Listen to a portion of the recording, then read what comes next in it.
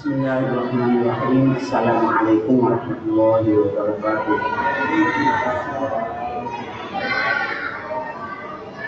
Alhamdulillah, wassalatu wassalamu ala rasulillah wa ala alihi wa sahbihi wa mawala. Asyhadu an la ilaha illallah wa asyhadu anna Muhammadar Rasulullah. Allahumma shalli ala sayyidina Muhammad wa ala alihi wa sahbihi ajma'in. Rabbi shrah li sadri wa yassir li amri wahlul 'uqdatam min lisani yafqahu qawli. Allahumma iftah lana hikmataka warzuq 'alaina rahmataka ya jalali wal ikram. Alhamdulillah, hadirin jamaah yang berbahagia. Saat ini setelah kita melaksanakan sholat maghrib berjamaah, insya Allah akan melaksanakan kegiatan lanjutan berupa sholat ini, pengajian yang dilaksanakan di Masjid Nurul Iman ini, yang diantaranya adalah Selasa malam Rabu.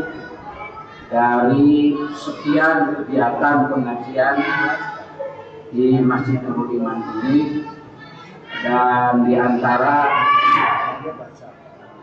kegiatan malam Rabu ini kita masih terus mencoba melanjutkan kegiatan membaca, menelaah sumber informasi utama dalam keilmuan agama Islam, yaitu salah satu kitab karangan ulama besar, yaitu kitab Ihya Ulumuddin karya Imam Al-Ghazali. Dan pada kesempatan sekarang ini, insya Allah kita masih melanjutkan pada bab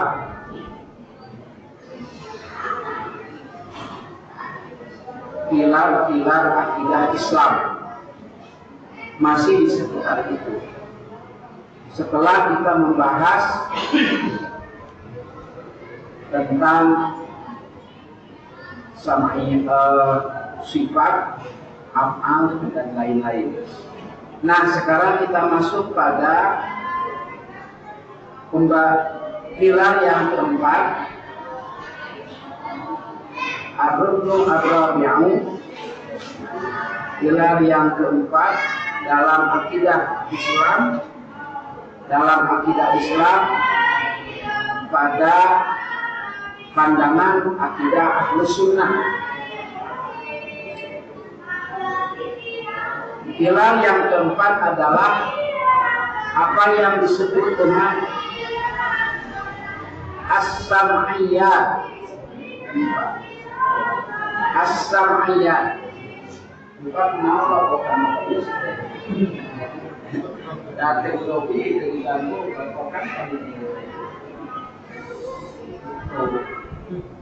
bukan nama, bagian lima, bagian teknis.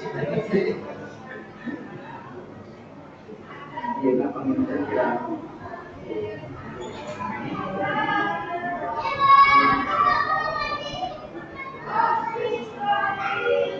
Ya, as-sam'iyat wa tasdiquhu sallallahu alaihi wasallam bima akhbar anhu wa madaruhu ala asrati usulin. Hal yang tidak kalah pentingnya dalam bab akidah, itu ada satu pembahasan yang disebut dengan as-sam'iyat. As-sam'iyat itu adalah hal-hal yang bersifat gaib yang diinformasikan melalui Nabi, dan itu merupakan bagian yang harus kita imani dan kita yakini, karena itu belum bisa dirasakan saat sekarang. Belum bisa dirasakan saat sekarang artinya itu sesuatu yang akan dilalui di masa yang akan datang, tetapi hal itu sudah diinformasikan sekarang melalui informasi dari Allah, wahyu dari Allah yang disampaikan kepada nabinya, yaitu Nabi Muhammad Rasulullah Sallallahu Alaihi Wasallam, dan kemudian disampaikan kepada kita semua. Kalau yang kemarin berbicara tentang af'alullah, berbicara tentang perbuatan-perbuatan Allah, itu adalah hal-hal yang mesti kita yakini, mesti kita ketahui, dan sekaligus itu kita jalani hari ini. Itu kita jalani hari ini. Tetapi kalau kategori syariat itu adalah informasi yang disampaikan oleh Nabi kepada kita semua, dan hal yang disampaikan itu adalah bersifat gaib, sesuatu yang akan dilalui pada masa yang akan datang, dan itu sudah diinformasikan untuk diketahui, diyakini, dan sekaligus untuk dipersiapkan sejak sekarang.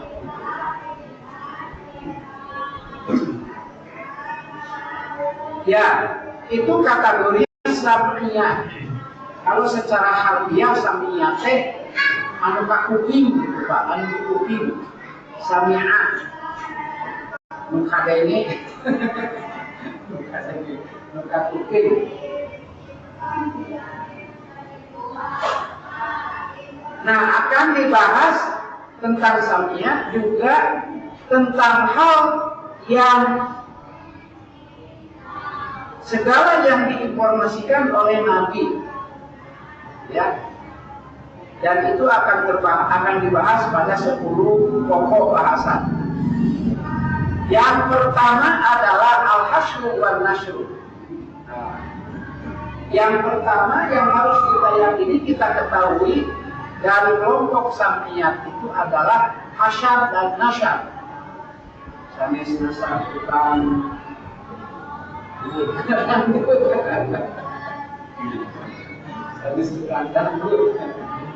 al-hasyru wan nasyru,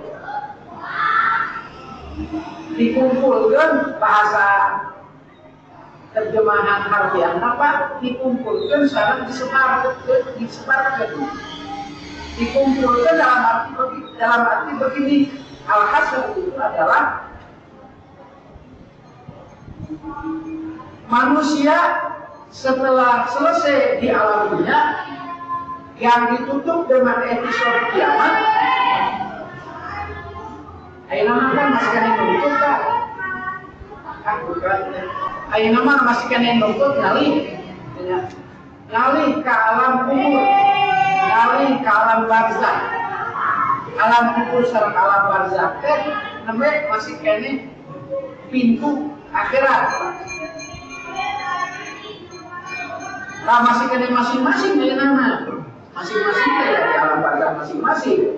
Anu dikuburkan di Mekah, anu dikuburkan di Ciamis, di Ciamis alam barzakh.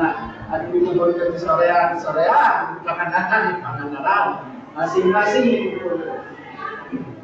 Masing-masing ayah masih kena ayah di alam barzakh. Salami selama ketika dia masuk alam barzakh sampai hari ini ya selama itu. Kenapa yang numpang mautnya siapa? Numpang mautnya, salah satunya putranya Adam. Numpang maut kita baru kaya atau sebarang juta tahun ayah di alam barzakh. Nah, diwakilkan alam dunia ini ditutup episode alam dunia ini dengan penutupan bersama, yang disebut dengan kiamat.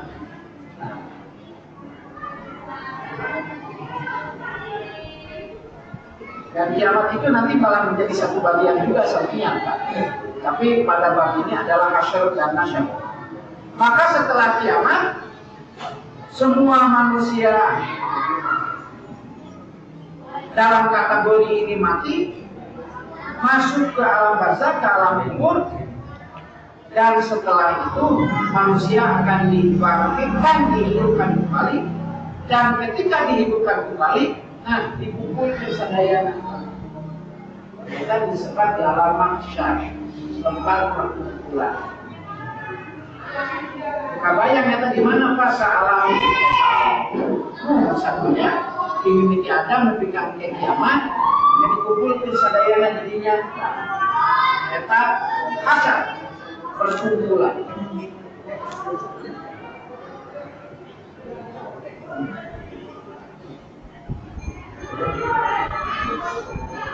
Setelah itu kan prosesnya setelah dikumpulkan manusia itu diproses pengadilan. Dan singkat ceritanya sebenarnya setelah diproses pengadilan maka manusia disebar kembali. Aya anu gampangna hanya kedua tempat. Aya anu disebar ke surga, aya disebar ke neraka. Di surga beken deui aya anu realistik. Di surga aya anu realistik, aya anu RSS. Kita benar gimana? Saya mending lah RSS ya di surga. Rumah sangat sederhana, sempit, sangat sumpah gitu. Mending lah masih kena di surga. Disebar mana ke surga bang? Ya antara istri, kelompok para nabi, para rasul, para syuhada itu direalistir. Kurang-kurang datangnya disebar dari. Begitu juga yang kemudian disebar ke tempat yang disebut dengan neraka. Neraka ya ayah levelnya, ayah realistik sampai neraka realistik, neraka paling dalam dan seterusnya. Nah itu kemudian disebar kembali. Nah itu adalah informasi yang masuk kategori sam'iyah, menjadi bagian dari yang harus kita yakini, harus kita imani, bagian dari akidah. Dalam hal ini akidah Ahlussunnah wal Jamaah adalah bahwa kita sebagai manusia akan memasuki proses berikutnya, yaitu hasyar dan nasyar. Dikumpulkan, diproses, diadili, kemudian disebar, dipilah, ditempatkan, diposisikan. Intinya pada dua posisi, surga dan neraka. Terus intinya bahasa entengnya Pak, kholidan. Bahasa enteng, maksudnya bahasa enteng teh gampang kapikirna kurang langgeng, kos begitu, buka diri ke mana. Tapi secara sering nyebutan Pak, kos di surga di mana? Langgeng di pokoknya, langgeng teh di mana? Apa langgeng? Apa di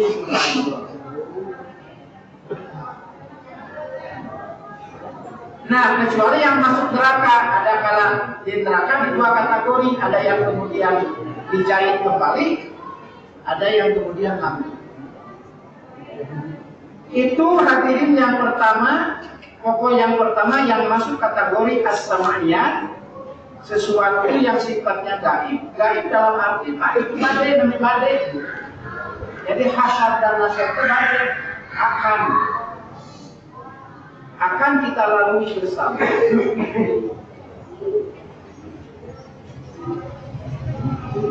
Dalil syar'i yang menunjukkan tentang hal itu ya diinformasikan melalui Al-Quran. Di antaranya adalah surat yang menyatakan, ayat yang menyatakan qala hayyul ilma wa yarbi qul yu'tiha alladhi ansha'aha awwala marrah. Tapi terlepas di surat Yasin Pak. Wawu surat Yasin. Biasa kalau gimana surat awal surat Yasin lah. Kayak tahu untungnya surat Yasinan malam kemarin Pak. Apa ada di Yasin? Coba nanti Yasinan bisa. Ini kan sudah. Ayat lain, ma khalqukum wala ba'thukum illa kanafsin wahidah. Itu hadirin tentang hasab dan nasab. Yang kedua, pokok yang kedua yang masuk samiyat adalah soal munkarin wa nakirin. Placement test. Namanya placement test apa? Pengujian, pengetesan untuk nanti diposisikan, kan? Ada soal pertanyaan munkar dan nakir. Pertanyaan munkar dan nakir ini pun masuk kategori samanya alam gaib. Alam gaib itu seperti apa? Karena ini akan kita lalui ketika pada saatnya, yaitu ketika kita sudah masuk alam barzakh, alam kubur. Pertanyaan munkar dan nakir. Malah di ayeuna soalnya terus dibocorkan Pak Yute. Soalnya terus dibocorkan di ayeuna. Pas saya bocor apakah diaparkan nanti ayeuna gitu. Soalnya teh tos template gitu kan, tos kirang langkung sakitu lah. Anu pertanyaan pertama kan man rob. Itu pertanyaan yang paling mendasar. Man rabbuka? Siapa Tuhanmu? Ayat-ayat masuk diajarkan, suka diajarkan pada ritual, salah satu ritual yang disebut dengan talqin. Nah, talqin mah hanya prosesi talqin yang dilakukan pada saat jenazah mayit sudah sempurna masuk alam barzakh, masuk alam kubur, maka dilakukan talqin. Itu adalah sebagai upaya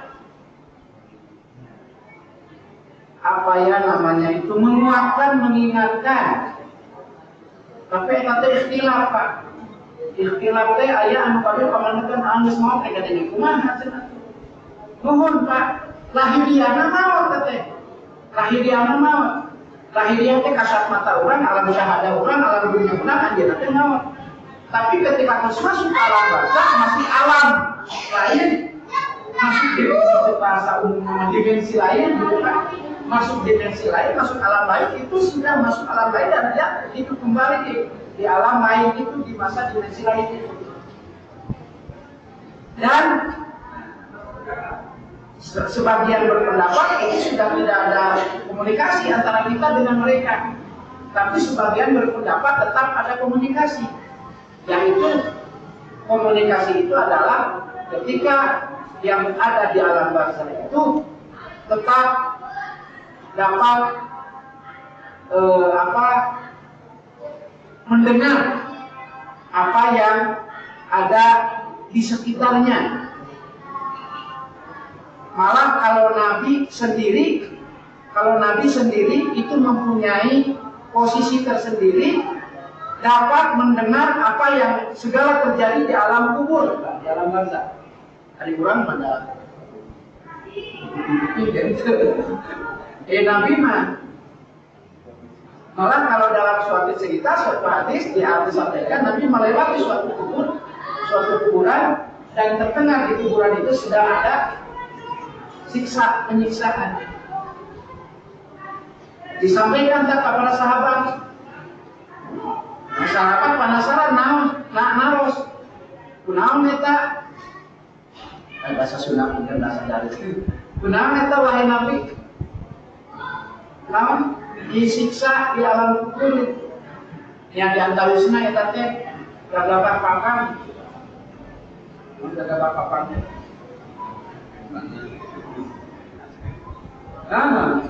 Papanna teh sapacret disebut tulis jadi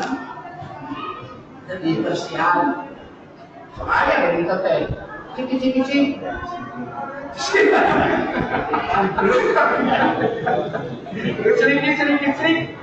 Tangkal kadikihan. Istri ban mobil dikihan. Mending upami saatosna di bandar tuh. Akuat, saya akuat. Iya. Pabetkan karena ban mobil. Subhanallah. Maka kemudian dalam Islam itu ada tentang itu yang disebut dengan toharoh.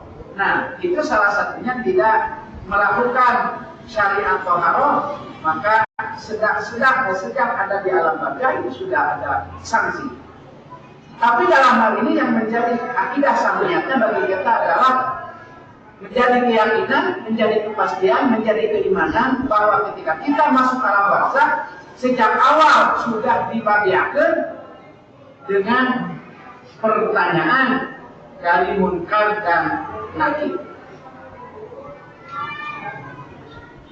Dan itulah yang akan, makanya saya tadi sebutkan assessment test yang akan memosisikan upami lulus tidak pertanyaan kita. Tadi dibalikin dari untuk kalau masuk ke alam pun balik mereka tidak meninggal itu pakai lulus soalnya.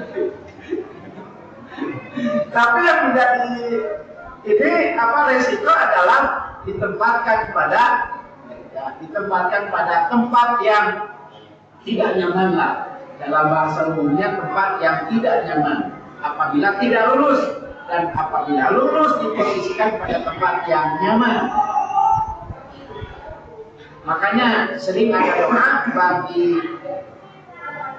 siapapun yang sudah masuk di alam barzakh, di antaranya adalah doanya itu adalah jadikanlah alam kubur itu adalah taman atau emper, Pak, kami bahasanya emper di surga. Jangan jadikan alam kubur itu adalah emper dari neraka. Bahasa ya, maka siapkan kami priori bocoran soal bahwa pertanyaan munkar dan nakir itu adalah sesuatu yang masuk pada akidah, keyakinan, dan ini masuk pada akidah samiyat, dan definisi umumnya adalah bahwa itu hal yang gaib yang akan kita lewati bersama. Tapi upami ayeuna bade direkam ke ayaan biasa merekam umati beda alam dunia sareng alam barzakh. Mulai ayat kesana ngomong mana suara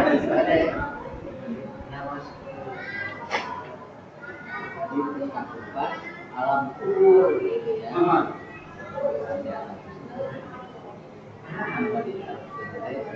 Kubur yang mana berkembang.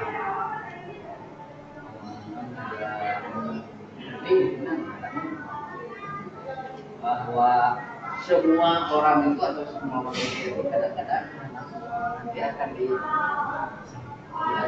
dalam neraka. Jadi masih kena akan mantap keterangan mana kan bisa lemah di kayak orang pagi kita di rumah balik selama orang itu obat, kalau sudah tobat di dunia misalnya ditampi ya akhirnya gimana aku misalnya di neraka dijahit rumah saya tadi bagaimana maksudnya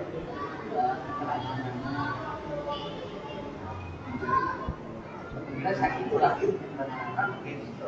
Jadi kalau kita seorang yang begitu akan menerangkan ini adalah tunduk. Jadi kayak jangan kayak.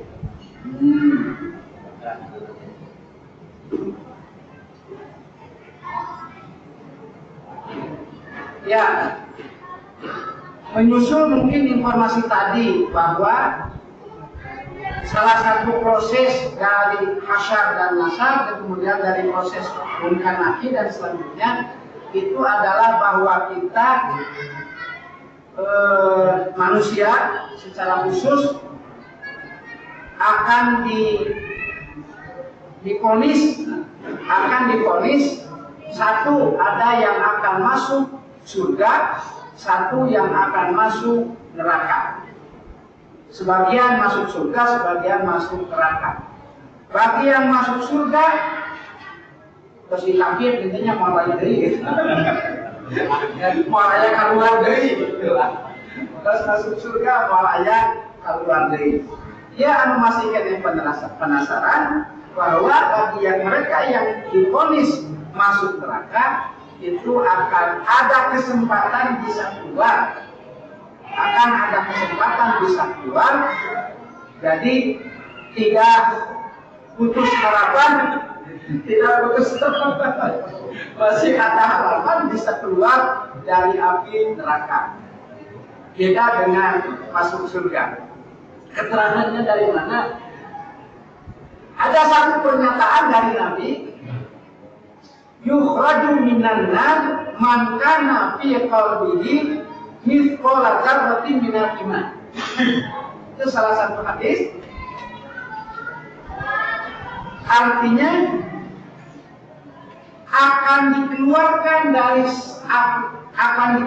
dari api, maksud dari neraka, siapapun yang ada dalam hatinya sepersit sekecil apapun ada keimanan.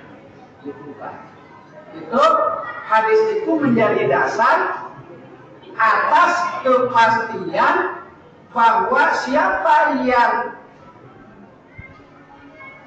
divonis dulu masuk neraka. Nah, karena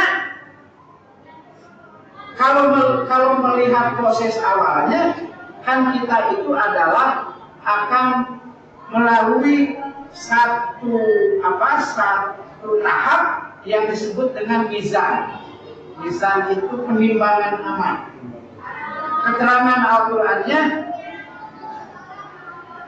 dalil dalam Al-Qur'annya adalah faman ya'mal mithqala dzarratin khairan yarah wa man ya'mal mithqala dzarratin syarran yarah.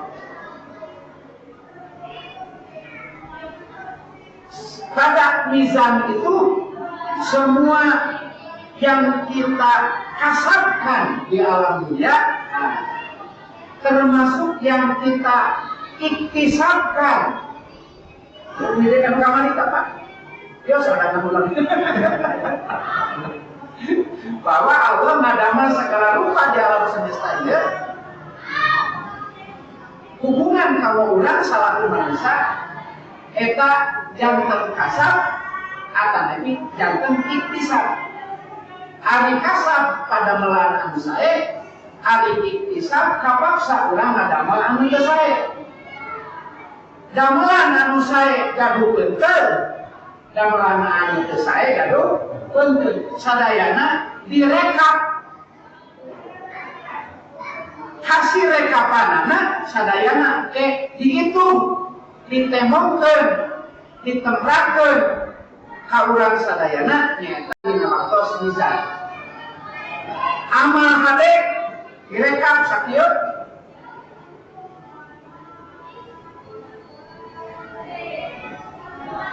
amal awam direkap sakieu.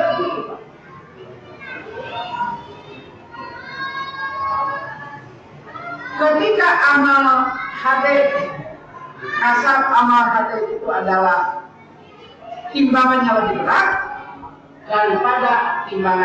daripada amal buruk lebih kecil, maka yang lebih kecil ini otomatis terhapuskan melihat timbangan kebaikan yang lebih besar. Divonis surga. Singkat cerita, amal buruknya lebih banyak daripada amal baiknya. Ilustrasi palinten rapot rapot merahnya tina punten 10 mata pelajaran teh aya 7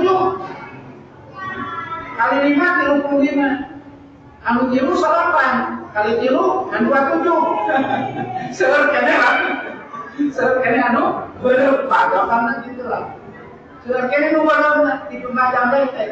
Nah, kupati sekene anu beuleuh layangna diponis asup neraka. Tah anu nilai saya tadi 27 dijantankeun jaminan suatu saat bisa keluar dari api. Nabi menyatakan yukhraj minan nar man kana fi qalbihi mithqal dzarratin minan iman. Suatu saat akan dikeluarkan dari api neraka siapapun yang ada sebersih iman dalam hatinya. Berarti eta tos iman Pak, tapi fasik. Nah, iman tapi fasik. Upami tos ditanya. Upami dihubungkeun sareng mazhab-mazhab akidah, iman tapi seluruh pada melang awal teh sahur Ahlus Sunnah wal Jamaah disebut fasik Pak. Fasik teh iman tapi loba awal. Resikonya diponis asup neraka tapi kadu harapan keluar di neraka sebab kadu iman. Tak upami kewajiban sanes pokoknya mah anu seueur amal goreng eta tos dianggap kafir. Seueur amal goreng tos dianggap kafir. Aya istilah fasik tos we mukmin sampai kafir we. Mukmin ka surga, kafir ka neraka. Neraka lamun deui wae gitu Pak. Jadi jangan salah satu keterangan, salah satu sumber informasi yang menginformasikan bahwa dalam keyakinan akidah Ahlussunnah wal Jamaah ada yang disebut dengan istilah fasik. Fasik itu adalah orang mukmin yang tetapi sering selalu melakukan dosa besar. STMJ lah istilahnya Pak. Non STMJ sholat terus maksiat jalan. Sholat terus maksiat jalan. Sholat terus terus. Tapi kita masih mending ayah harapan keluar di neraka. Bagaimana Pak? Pada target langsung masuk surga, bios di MPR, bios di RSS, akan nabi. Karena neraka itu nggak berguna. Ya, sakit itu bagian sementaris Pak. Sementaris sakit itu, jangan bahasa nakit itu sih kamu bisa namanya dua gerak, kaiti hasyar sareng nasyar, nuka dua pertanyaan munkar sareng nakir itu anu masuk karena akidah sam'iyah. Oke, perkawis azabul qabri siksa kubur. Sementaris sakit itu adalah anu biasa kapedar dina ya waktos hapunten dimohon kamari tapi terus hadir memagi penyakit ulang tadi itu namanya diambil-ambilan tapi alhamdulillah biasa kena yang jam. Alhamdulillah hadirin yang berbahagia, ini yang bisa kita lakukan dalam pengajian malam Rabu ini dalam etape pembahasan pengajian kitab Ihya Ulumuddin yang merupakan kumpulan ilmu-ilmu keislaman karya ulama besar Imam Al-Ghazali. Mudah-mudahan menjadi ilmu yang bermanfaat bagi kita semua. Subhanallah bihamdihi asyhadu an la ilaha illa anta wa astaghfiruka wa atubu ilaik. Walhamdulillahirabbil alamin. Wassalamualaikum warahmatullahi wabarakatuh. Waalaikumsalam warahmatullahi wabarakatuh.